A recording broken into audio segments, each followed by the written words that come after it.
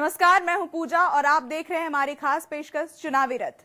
मतदाताओं की नब्ज टटोलने के लिए निकला हमारा खास चुनावी रथ पहुंच चुका है शाहजहांपुर, जहां हमारे संवाददाता विद्यासागर ने जिले की सभी 6 विधानसभाओं का जायजा लिया। साथ ही जानने की कोशिश की कि स्थानीय विधायकों ने अपने कितने दावों को पूरा किया और कितने दावे अधूरे रह गए। लेकिन उससे पहले देखिए हमारी एक खास रिपोर्ट।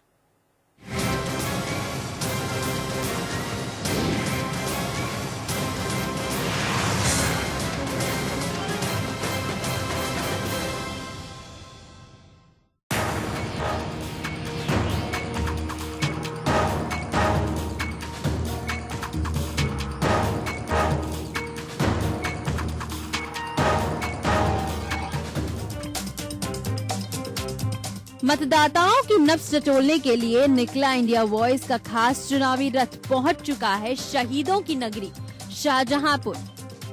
इस जिले में कचरा, जलालाबाद, तिलहर, पुवाया, शाहजहांपुर और ददरौल कुल 6 विधानसभा सीटें हैं, जिनमें से 3 सीटों पर समाजवादी पार्टी के विधायक हैं, जबकि 2 सीटें बहुजन समाज पार्टी के खाते में गई हैं।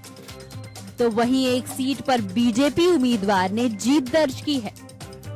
सबसे पहले बात करते हैं शाहजहांपुर विधानसभा की। इस सीट से बीजेपी नेता सुरेश खन्ना विधायक चुने गए। उन्होंने सपा उम्मीदवार तनवीर खान को हराकर जीत दर्ज की। सुरेश खन्ना इस सीट से लगातार 7 बार चुनाव जीत चुके हैं। शाहजहांपुर के बाद चुनावी रथ का अगला पड़ाव बना कटरा विधानसभा। इस सीट से समाजवादी पार्टी के राजेश यादव विधायक बने,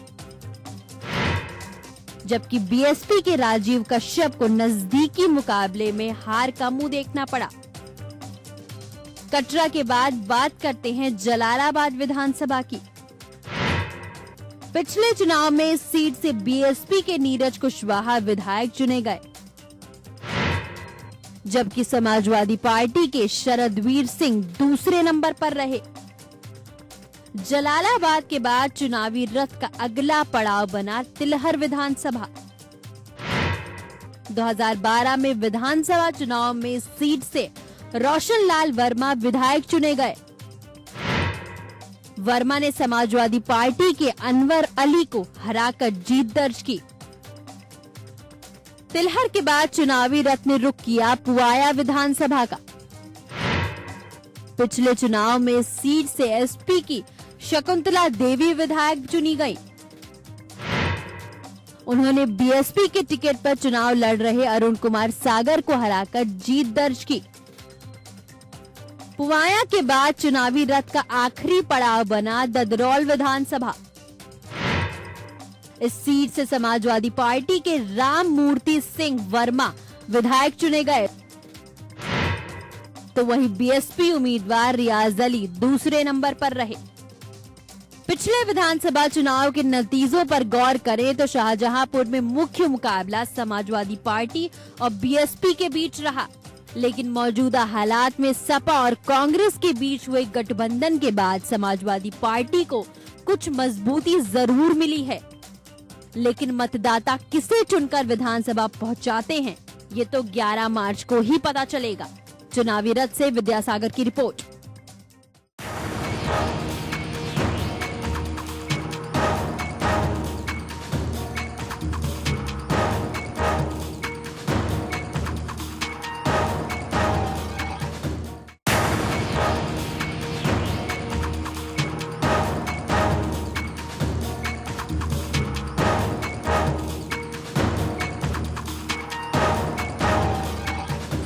नमस्कार, स्वागत है आप सभी का हमारे खास कार्यक्रम चुनावी रथ में।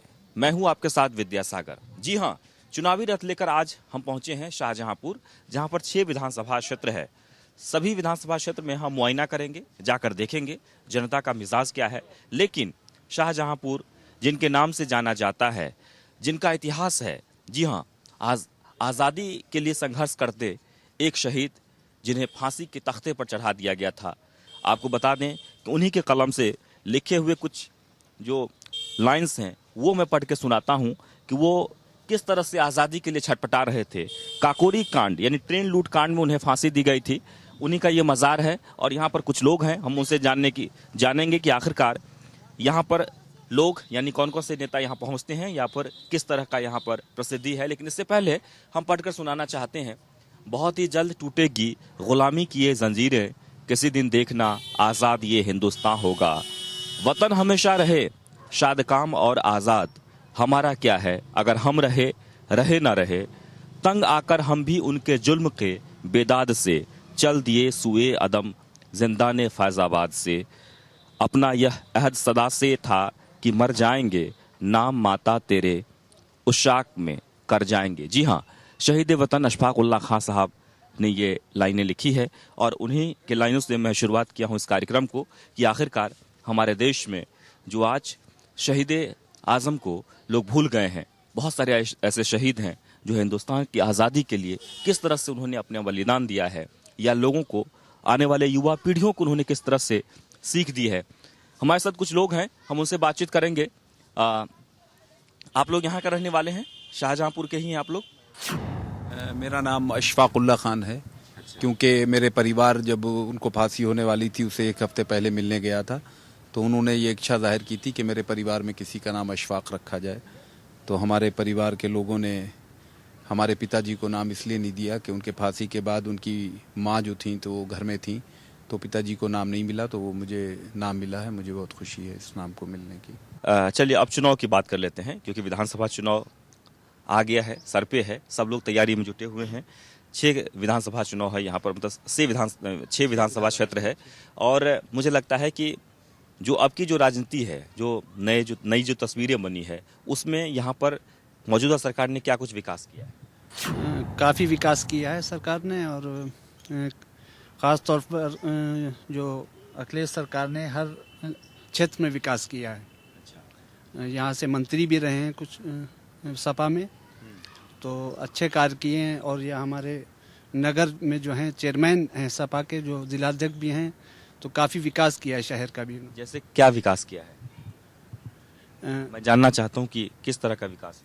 सड़कें बहुत बनी हैं गलियों में, और मोहल्लों में लाइट की अच्छी व्यवस्था है, सफाई व्यवस्था अच्छी है।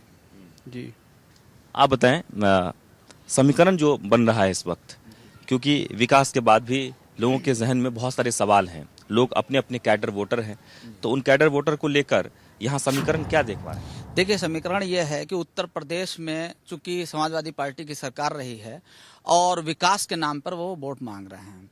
उन्होंने विकास किया है और उनके जो प्रतिनिधि करने वाले लोग थे, जो नेता थे, मंत्री थे बने, वो क्षेत्र में आए, जनता की बात को सुना, समस्याओं को सुना, रोड की बात करी, शिक्षा की बात करी, और जो तरीके से विकास की बात कर सकते थे वो सारी सुविधाओं को हमको देने की कोशिश करी। लाइट की समस्या दूर हुई।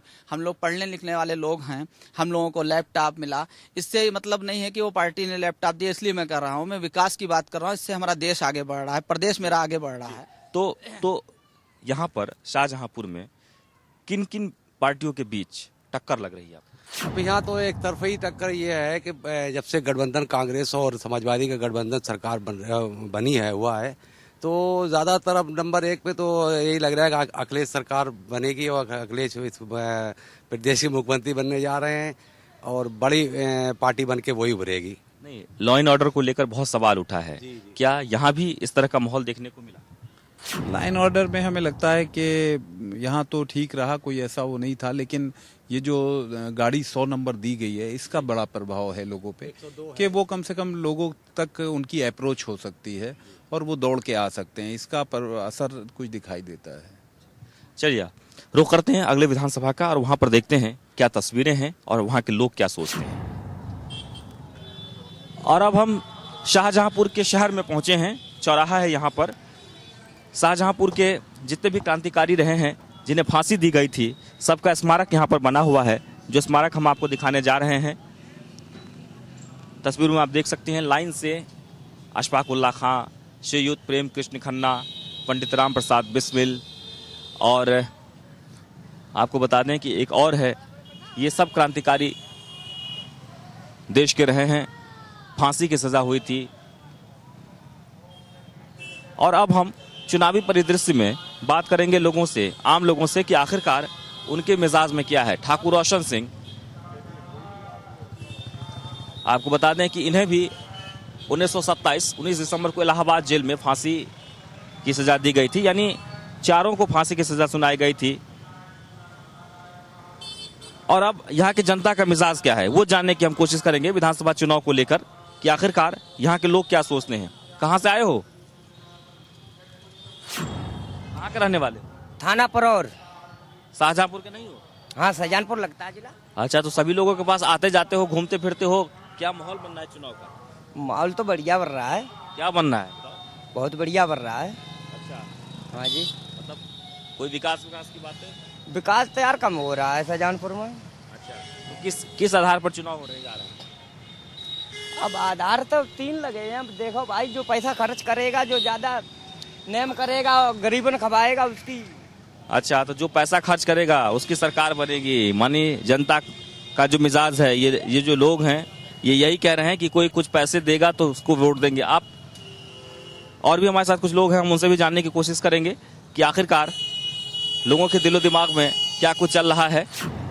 और अब हम पहुंचे हैं शाहजहांपुर के एक ऐतिहासिक स्कूल पर। जी हाँ, हम वो स्कूल दिखाना चाहेंगे आपको जहां पर शहीदे वतन अशफाक खान साहब और पंडित राम प्रसाद बिस्मिल यहाँ पर पढ़ते थे और यहीं से आज़ादी की बातें शुरू करते थे, यानी कि कैसे देश को आज़ाद किया जाएगा, भारत कैसा हो, यहीं से वो सपना देखते थे। आज हम उसी स्कूल में पहुंचे हैं। आपको बता दें कि एक ऐसा स्कूल है जहां कुछ नहीं बदला है, आज भी जस के तस है, वैसे ही है जैसे कभी शहीद वतन अशफाक साहब के समय में हुआ करता था या फिर पंडित राम प्रसाद बिस्मिल के समय में हुआ करता था। आज भी वैसे ही ये स्कूल है, उसमें कहीं से भी कोई बदलाव नहीं किया गया है। लोग, यहाँ के बच्चे यहाँ बहुत ही अपने आप को गौरवान्वित महसूस करते हैं जब उनका इसमें एडमिशन होता है, जब इसमें वो पढ़ाई करते हैं। हमारे साथ कुछ शिक्षक हैं, हम उनसे कोशिश करते हैं बात करने की और किस तरह से यहाँ पर यादें जुड़ी हुई है या क्या कुछ खास है, हम वो जानने की कोशिश करते हैं। आपका नाम क्या है सर? राजीव कुमार सिंह। आप क्या करते हैं? शिक्षक हैं। वैसे तो मैं चुनावी रथ लेके निकला हूँ, सभी विधानसभा में मुझे जाना है, क्योंकि ये ऐतिहासिक जगह है, स्कूल है। तो इस स्कूल में किस तरह से यादें जुड़ी हुई है शहीद आजम?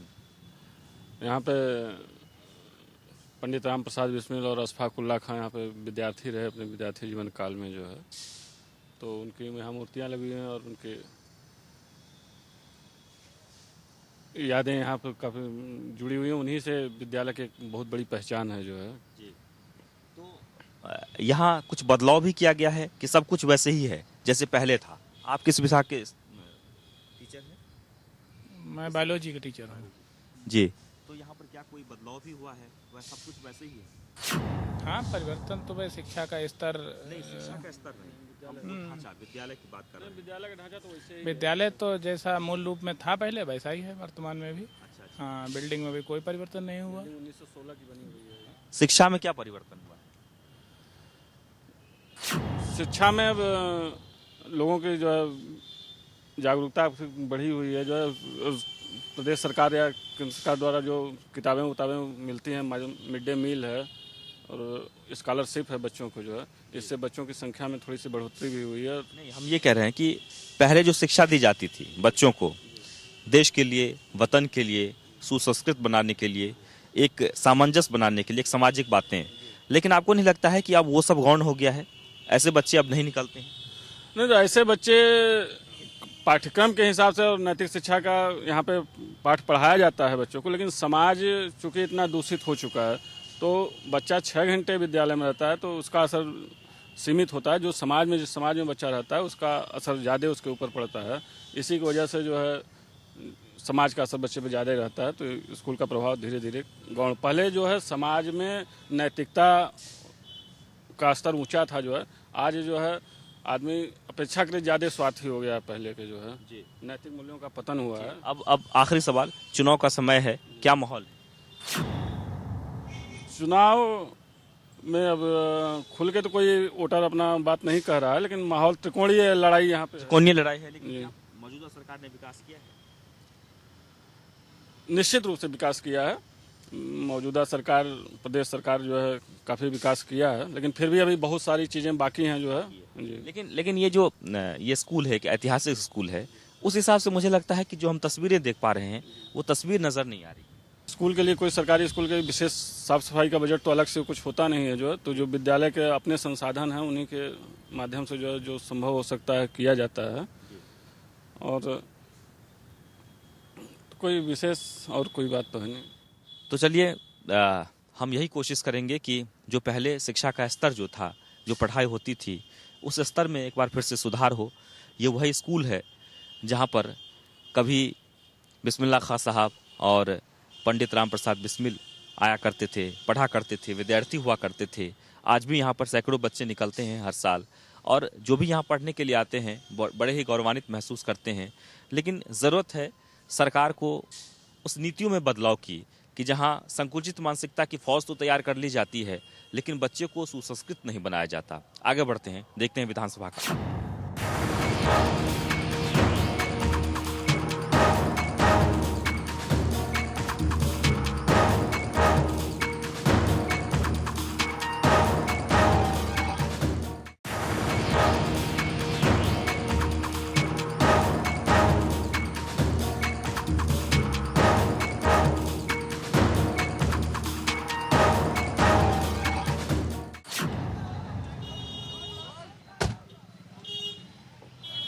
और चुनावी रथ लेकर हम पहुंचे हैं शाहजहांपुर के बीच शहर में। आपको बता दें कि यहाँ पर कॉलेज है, और कॉलेज में बच्चे जो बाहर धीरे धीरे निकल रहे हैं, उनमें कितना क्रेज है विधानसभा चुनाव को लेकर, या फिर वो किस तरह की सरकार चाहते हैं, उनसे हम जानने की कोशिश करेंगे। आप बताओ, क्या नाम है? मेरा नाम गुरजीत सिंह है। अच्छा, तो कौन से क्लास में पढ़ते हैं? हम LLB कर रहे हैं। LLB कर रहे हैं आप। तो कैसी सरकार चाहिए? हमें भाजपा की सरकार चाहिए। बहुत ही बढ़िया सरकार है। इन्होंने मैनिफेस्टो जो निकाला है बहुत ही बढ़िया निकाला है, जिसमें छात्रों को बहुत ही सुविधाएं मिली हैं। छात्रों के साथ साथ किसानों को भी सुविधाएं मिली हैं। जो किसान अपनी परेशानियां देखकर जो अपना पेट नहीं भर पा रहे थे और बच्चों को पढ़ा नहीं पा रहे थे, नरेंद्र मोदी जी सरकार ने ऐसा किया है कि बच्चों को निःशुल्क शिक्षा दी है। आप बताइए। मैं माधव, यहाँ से BCom सिंपल फर्स्ट ईयर का छात्र हूँ। मैं ये नहीं कहता कि मैं किसी एक स्पेसिफिक पार्टी का समर्थन करता हूँ, लेकिन मैं युवा के तौर पे मैं ये कहना चाहूँगा, हम लोगों को ऐसी सरकार चाहिए है जो हम लोगों को रोजगार दे और हमारी जो शिक्षा व्यवस्था है उसे सही करे। बिल्कुल, हम युवाओं के बीच में हैं और उनके मन में यही है कि जब हम यहाँ से पढ़ लिख कर निकले तो हमें रोजगार मिले, ऐसी सरकार चाहिए। आप बताओ, क्या नाम है आपका? जी सर, मेरा नाम अक्षय राजा मिश्रा है। मैं LLB कर रहा हूँ सर। मुझे ऐसी सरकार चाहिए जो महिलाओं को सुरक्षा दे, रोजगार दे छात्रों को, साथ ही साथ नौकरी मिले, अफसर मिले, प्राइवेट नौकरी, सरकारी नौकरी। जो सरकार हम लोगों को रोजगार देगी, हम लोगों का वोट उसी को है, चाहे वो समाजवादी पार्टी हो अपनी। नहीं, अब ये बताओ कि मौजूदा सरकार ने काम नहीं किया? मौजूदा सरकार ने बहुत विकास किया। अखिलेश यादव जी ने एक्सप्रेस वे बनवाया, नगर में काफी विकास किया है। जितनी भी सड़कें बनी हुई हैं समाजवादी पार्टी के तनवीर खां जी ने बनवाई हैं, उनसे ज्यादा विकास किसी ने नहीं किया नगर विधानसभा में। सबसे ज्यादा विकास तो यहाँ पर किस किस पार्टी में टक्कर लग रही है, आप बताओ? टक्कर समाजवादी पार्टी के तनवीर खां जी और भारतीय जनता पार्टी के 7 बार के विधायक सुरेश कुमार खन्ना जी की है, और जहां तक है इस बार जहां तक जीता समाजवादी पार्टी के तनवीर खां जी की ही होगी। अच्छा, और भी हमारे साथ छात्र हैं, हम उनसे भी जानना चाहेंगे। आप बताओ, क्या नाम है? अभिषेक त्रिपाठी। अभिषेक, कौन सी ईयर में? Final year BCA। तो कैसी सरकार चाहिए, क्या सोचती है सरकार? बस मुझे ये चाहिए, जो आजकल लोग बगैर काम वाले घूम रहे हैं, इन्हें काम दे। सिटी वालों को, जैसे हमारी सिटी है शाहजहांपुर, यहाँ बहुत सी फैक्ट्रियाँ हैं, ये सब चीज़ें हैं, तो इनमें से यहाँ के युवा हैं जिनमें टैलेंट भी है, सब कुछ है, उन्हें छोड़ के बाहर के युवाओं को मौका मिलता है। तो सबसे मेन मोटिव ये है हम लोगों का कि जो यहाँ के लोगों को भला करेगा, हम लोग उसकी सरकार चाहेंगे। यानी आपका ये कहना है कि यहाँ जो भी उद्योग है उसमें स्थानीय लोगों को नौकरी मिले, बाहर के लोगों को नौकरी ना मिले, उन्हें यहाँ के मिले। अच्छा, आप मैं भी यही कहना चाहता हूँ, मैं इनकी बात से सहमत हूँ। अच्छा, सहमत हैं। तो और भी हम चाहेंगे कुछ युवा से बात करें कि क्योंकि विधानसभा चुनाव है और चुनाव को लेकर हर किसी के जहन में है। कौन सी ईयर में हो? जी, मैं सेकंड ईयर में हूँ। क्या नाम है? अभिजीत सिंह। अच्छा, तो विधानसभा चुनाव में क्या भूमिका निभा रहे हो, क्या लोगों को किस तरह से वो कर रहे हो, मोटिवेट कर रहे हो? सर, मोटिवेट मैं नहीं कर रहा। मोटिवेट मेरा तो मेन ये है उद्देश्य कि जो भी वोटिंग हो वो ये देख के हो कि एक सार्थक वोटिंग हो। सभी को, पहली बात तो सभी लोग वोट करें, ताकि जो है सही मतलब सही व्यक्ति चुना जा सके। और हमारे यहाँ जैसे कि गुंडा राज चल ही रहा था, जैसे कि अखिलेश यादव ने जो भी अपनी लड़ाई करा के अपनी पुरानी, जैसे कि पिछले 4 साल में कोई भर्ती सही नहीं हुई, पीसीएस से लेके हवलदार तक की कोई भर्ती सही नहीं हुई, गुंडागर्दी हद से ज़्यादा, कई सारे कत्ल हुए, मर्डर हुए, रेप हुए, उसका कोई हिसाब नहीं। ये 2-4 सड़कें बना के जो अपना दिखा रहे हैं विकास, ये सब फेक है, कुछ भी नहीं है। कौन सार्थक हो सकता है? सार्थक इस समय फिलहाल तो भाजपा जो मतलब कर रही है। भाजपा क्या कर रही है? बहुत कुछ कर रही है। अब देखिए, अब हमारे देश में ये अभी जो परेड हुई है इसमें कौन गेस्ट था? शेख मोहम्मद बिन जायद थे। उन्होंने वादा किया है कि इस देश में वो 5 लाख करोड़ रुपए इन्वेस्ट करेंगे। और 5 लाख करोड़ का आप अनुमान लगाइए कि हमारे देश की पूरी इकोनॉमी जो है 17 लाख। वो ठीक है, बातें होती है। आप बताइए, आप यहाँ पर गार्ड की नौकरी कर रहे हैं, कब से कर रहे हैं? हमें 6 महीने हो चुके हैं यहाँ नौकरी करते हुए। तो आप बताइए कैसी सरकार चाहिए आपको? देखिए, जो किसानों का भला करे। हम किसान हैं, जलालाबाद क्षेत्र कटरी के रहने वाले हैं, तो हम लोग ये चाहते हैं जो किसानों के हित की सरकार हो। किसानों के हित में तो भाई अखिलेश ने काम किया है। मौजूदा सरकार ने किसानों के लिए क्या किया है? किसानों के लिए हमारे क्षेत्र में रास्ते भी बनवाए हैं, समाजवादी पेंशन भी दी है, अलावे में अनाज वगैरह कभी नहीं मिलता तो आज मिल रहा है। यानी मिलीजुली प्रतिक्रिया है। युवा यही चाहते हैं कि रोजगार मिले, और कुछ लोग ये भी चाहते हैं कि अखिलेश सरकार ने बहुत अच्छा काम किया है। देखना होगा कि लोगों का मिजाज आगे क्या बनता है। रुख करते हैं आगे का।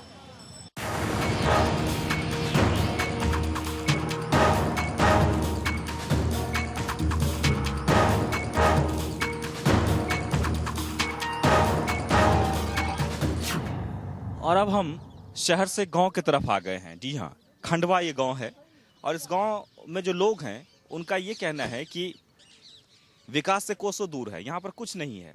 आप तस्वीरों में, जैसे हम अलग तस्वीर हम आपको दिखाएंगे, तस्वीरों में देख सकते हैं किसी के पास पक्का मकान नहीं है, सबके घर टूटे हुए हैं। और यहाँ पानी को लेकर या फिर सड़कों को लेकर आए दिन परेशानी होती रहती है। सरकार की तमाम योजनाएं हैं, लेकिन फिर भी इनको कोई योजनाओं का लाभ नहीं दिया जाता है, ये कहना है इन लोगों का। हम सबसे पहले इन बारी से इन लोगों से हम बात करेंगे। आपसे, आप थोड़ा यहाँ आइए, आगे आइए। आप बताइए क्या दिक्कत है इस गांव में? अब दिक्कत ही तो सब कुछ हुआ है, जब बड़े लोग न कहते बड़े लोग न मिलती है। अच्छा, नहीं, मतलब वोट के लिए लोग आते हैं, विकास नहीं होता है। हाँ, बेकार नहीं हो तो वोट, कोई काम नहीं करते। काम आपको वृद्धा पेंशन मिलता है? हमारी तो खैरी है ही, हम तो ढेर दिन के विधवा है। अच्छा, आपको? भैया हम तो कतई गरीब लला, 5 साल हमारी बुढ़ाई मर गए, बच्चा छोटे छोटे। आपकी हमारी ना पेंशन है ना कोई चीज है। हाँ, हमारे और खान को कल को ना है। अच्छा, मकान कतई हमारा कच्चा पर रखा। इस गांव में जो यहाँ के विधायक हैं, जो यहाँ के प्रतिनिधि हैं, वो विकास नहीं करते हैं। विकास नहीं करते। आप बताइए। हमारे भैया डोकर बेऊ मर गए, अब कछु नहीं, बे खाली जे मड़ैया सामने झोपड़ी और कुछ नहीं है, ना खेती कहूँ रत्ती भरना है। हमारे हाँ, कैसे जीवन यापन कैसे चलता है? ऐसे ही अपनोपन मंजूरी कर ले। आप आइए, आगे आइए। हमारे भैया लड़का अपने मंजूरी करता है, अपने खाता है, खेत पर बउना है, बिगा 2 बिगा है, तो बात का होती है। नहीं, सरकार की जो योजनाएं हैं, चाहे आवास को लेकर हो या फिर वो नहीं मिलते, हमें कुछ नहीं मिलते। बिजली आती है हमें भैया खुद ही नहीं, ना पेंशन आई ना हमारे लड़का कमाई काम बहिरारी का दिल्ली कर रहे हैं, बहिरारी काम सोई भटकिला सोई अपने खात। तो जैसे कि आपने सुना कि यहाँ पर दिक्कतें तमाम है, लेकिन सिर्फ यही दिक्कत नहीं है, जीवन यापन के लिए दिक्कत तो है ही। सड़कें भी नहीं है, बिजली भी नहीं आती है, स्कूल भी नहीं है बच्चों के पढ़ने के लिए। और एक जो बुजुर्ग हैं वो काफी दूर से लकड़ी लेकर आ रहे हैं। ये कहाँ से लेकर आ रहे हैं आप? कटरी से लाए रहे भाई साहब। तो ये इसका क्या करेंगे? जलाएंगे, मतलब खाना बनाते? हाँ, जाए बनाओ। अच्छा, तो ये कैसे मिलता है आपको? जो बीन बांध लाओ। तो ये कितने दिनों पर लाना पड़ता है? जो 12 मास लाओ। हाँ, तो बाकी बाद पेंशन बंदी बूढ़े होना है। मोदी जी ने जो गैस कनेक्शन दिया है उसमें आप नहीं है? नाम हमारा है, लेकिन जाकाई के मेहरून मिल। अच्छा, तो देखा आपने कि हर कोई दर्द से करा रहा है यहाँ पर। आप क्या नाम है आपका? हमारा नाम मुन्ना सिंह। मुन्ना सिंह इसी गांव में रहते हैं? इसी गाँव। काम क्या करते हैं? कुछ नहीं। कुछ नहीं, बेरोजगार हैं? बेरोजगार। तो कैसे चलता है जीवन यापन? खेती बटाई कराते। खेती बटाई करते हैं। तो जब कोई प्रतिनिधि यहाँ पर आते हैं या फिर जो जिसे आप प्रधान बनाते हैं या यहाँ के विधायक, तो उन लोगों से इस गांव के विकास के लिए आप लोग बात नहीं करते? बात करते हैं, वो कह जाते हैं, फिर वादा कर देते, करते ही नहीं करते। अच्छा, क्या कहते हैं वो लोग? कहते हैं करेंगे मगर वोट दो, मगर करते कुछ नहीं। देखो आप दिखाई पड़ रहा है यहाँ कुछ नहीं, देखो पूरा जंगलात पड़ रहा दिखाई पड़ रहा है कुछ नहीं। कहते हैं मतलब वादा करके जाते हैं करेंगे मगर है कुछ नहीं। हाँ, देखो मतलब सब। चलो मैं आपको अपनी गली में ले चलता हूँ, इतना इतना नाला है, अभी ले चलूंगा मैं आपको, कोई विकास नहीं वहाँ। तो पूरे गांव से खराब हमारा रास्ता, चल के आप देख लीजिए, वो मेन गली है हमारे गांव की, दलित है वहाँ, दलित रहते हैं वहाँ, दलित है। नहीं, तो जो प्रधान जो होता है, अच्छा आओ आगे आओ आगे आओ, कौन से क्लास में पढ़ती है? हम इंटर क्लास में पढ़ते हैं, हमें 12 किलोमीटर यानी 4 किलोमीटर दूर स्कूल जाना पड़ता है, कोई शिक्षा का प्रभाव नहीं है। अच्छा, तो स्वास्थ्य केंद्र बना है पर वहाँ डॉक्टर नहीं बैठते हैं। अच्छा, नहीं, हम ये जानना चाह रहे थे कि यहाँ जो बच्चे सब पढ़ते हैं, स्कूल जाते हैं, तो प्राथमिक स्कूल भी नहीं है? हाँ, प्राथमिक है, 8वीं क्लास तक है। उसके बाद कॉलेज के लिए 15 किलोमीटर? 15 नहीं, 4 किलोमीटर दूर जाना पड़ता है हमें साइकिल से। 4 किलोमीटर? ये तो कह रहे थे 15 किलोमीटर। मैंने तो जलालाबाद भी बच्चे जाते हैं और हमें गुरैया इंटर कॉलेज में भी जाना पड़ता है, यहाँ 4-5 किलोमीटर पड़ता है जाने के लिए। अच्छा, तो ये इस शिक्षा में कोई वो नहीं है, गाली नली है, रोड है, खंजे, कुछ भी नहीं है। तो ये तो हमने देख लिया, लेकिन ये बताओ कि यहाँ जो लोग आते हैं वोट मांगने के लिए, तो आप लोग उनको कहते नहीं हो? कहते हैं, वादा कर जाते हैं, फिर कुछ नहीं करते हैं। कहते हैं बस हम जीत जाएं उसके बाद हम करेंगे, पर कुछ नहीं करते। हर साल वोट लेकर के चले जाते हैं, वादे कर करके आते हैं, कहते हैं एक विकास करेंगे, वो विकास करेंगे, ये लाएंगे बुलाएंगे, कुछ नहीं लाते हैं, चूतिया बना करके वोट लेकर के चले जाते हैं। बताओ तुम कौन से क्लास में पढ़ते हो? मैं इंटर में पढ़ रहा हूँ सर। कौन से कॉलेज में? मैं जगन्नाथ सिंह इंटर कॉलेज का छात्र हूँ सर। ये कितना दूर है यहाँ से? जी, यहाँ से 10 किलोमीटर दूर है सर। अच्छा, 10 किलोमीटर दूर। जी। तो क्या व्यवस्था है, मतलब कोई आसपास कॉलेज बनने की कोई बात नहीं हो रही? जी नहीं, कह जाते हैं हम कॉलेज के लिए कहते हैं, तो कहते हैं हमारी सरकार हो जाए तो हम बनवा देंगे। सरकार ना कौन कहता है ये? जो नेता वोट लेने के लिए आते हैं वो लोग कहते हैं। अच्छा, लेकिन जब सरकार बन जाती तो कोई बात नहीं, फिर तो आते भी नहीं देखने के लिए। आप बताइए, आप भी इसी गांव के हैं? इसी गांव के नहीं, साईपुर गांव के हैं। साईपुर के हैं। यहाँ आए हैं? हाँ, घूमने के लिए आए हैं? दवा लेना है भैया, हम ठीक नहीं रहते। अच्छा, दवा लेने के लिए आए हैं? हाँ, शाहजहाँपुर से दवा चल तो भैया हमारा आधो धर गरु है। कैसे जाते हैं वहाँ? पाए जाते हैं। पैदल? और का? अरे, तो कितना दूर चलना पड़ता है? यहाँ से दूर है, यहाँ साईपुर है। नहीं, 3 किलोमीटर। हाँ, तो पैदल चले जाते हैं? और कहाँ से जाए भैया, हमारे कुछ है नहीं साधन, कहाँ से जाए। तो देखिए, ये बीमार हैं, दवा लेना है, लेकिन फिर भी 3 किलोमीटर पैदल चल के दवा लाने के लिए जाती हैं। यहाँ भी मतलब आप सोच सकते हैं कि हिंदुस्तान की तस्वीर अभी भी कितनी बदरंग है। हम लगातार कोशिश कर रहे हैं वो तस्वीरें दिखाएं, वो सच्चाई दिखाने की कि ये जो लोग हैं यही असली वोटर हैं। ये वोट करते हैं और सरकार बनती है, लेकिन सरकार बनने के बाद इनके तरफ किसी का न तो रुझान होता है, न कोई इन्हें देखता है।